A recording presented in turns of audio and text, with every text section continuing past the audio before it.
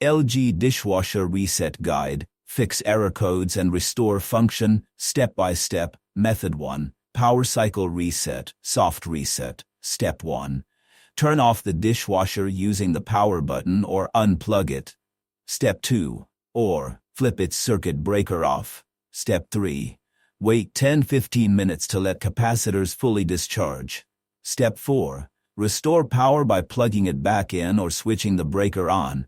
Step 5. Run a short cycle to confirm if it's working normally. Method 2. Factory control panel. Reset method A. Start cancel. Step 1. Turn off power, power button, unplug, or breaker. Step 2. Press and hold the start or cancel button for 5 seconds. Step 3. Restore power while still holding the button. Step 4.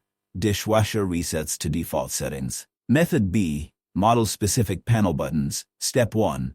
Some LG models use flex zone, high temp held together for 3-5 seconds. Step 2. On others, press and hold power lock. Volume down until the reset message appears.